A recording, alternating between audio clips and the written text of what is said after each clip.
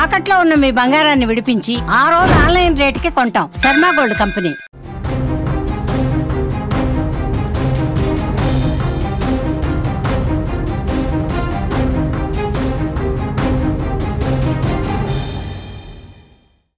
ఆంధ్రప్రదేశ్లో మరోసారి bird flu కలకలం రేకింది. పల్నాడు జిల్లా నర్సరావుపేటలో 2 ఏళ్ల చిన్నారి బర్డ్ ఫ్లూ సోకి చనిపోయింది. మార్చి 4న ఆమెను మంగళగిరిలోని ఎయిమ్స్ ఆసుపత్రికి తీసుకువెళ్లారు.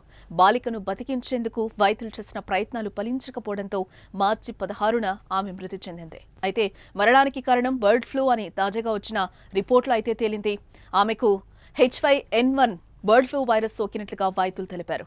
కోడిని కోస్తున్నప్పుడు బాలిక చిన్న చికెన్ ముక్కను తినడం ద్వారా బర్డ్ ఫ్లూ సోకిందని వైద్యులు అనుమానిస్తున్నారు. అలాగే ఆ చిన్నారికి రోగ నిరోధక శక్తి కూడా తక్కువగా ఉందని చెప్పారు.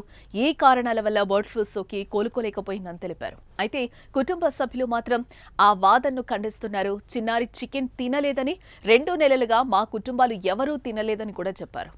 పాపకి జ్వరం వచ్చిందండి. ఇంట్లో జ్వరం వచ్చిందని చెప్తే నర్సరావుపేట లైఫ్ లైన్ హాస్పిటల్లో జాయిన్ చేశాము. ఫస్ట్ రోజు బాగానే ఉంది. సెకండ్ డే కొంచెం బాగాలేదన్నారు.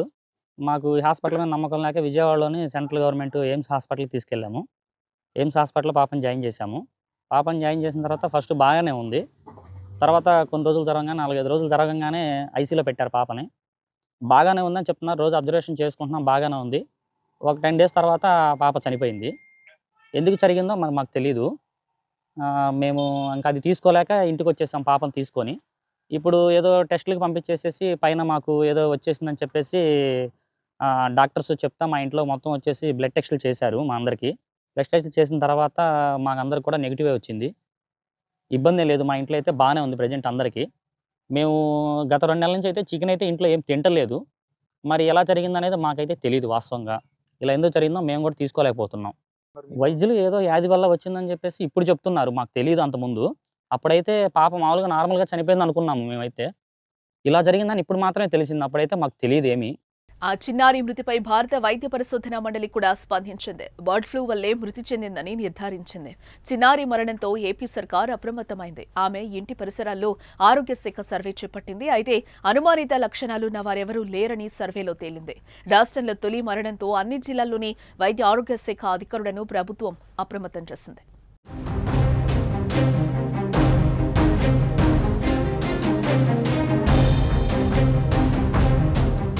గత కొన్ని రోజుల కిందట ఆంధ్రప్రదేశ్ను బర్డ్ ఫ్లూ భయం వెంటాడింది.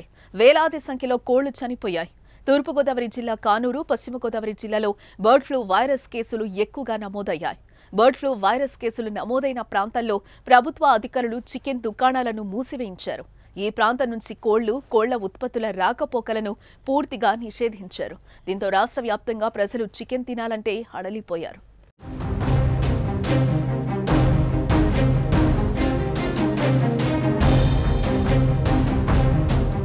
ఫలితంగా చికెన్ ధరలు కూడా బాగా తగ్గిపోయాయి. ఈ సమయంలో బర్డ్ ఫ్లూపై అవగాహన కల్పించారు. అలర్ట్ జోన్ మినహా మిగతా ప్రాంతాల్లో బాగా ఉడకపెట్టిన చికెన్, కోడిగుడ్లు తినొచ్చని ప్రకటించారు.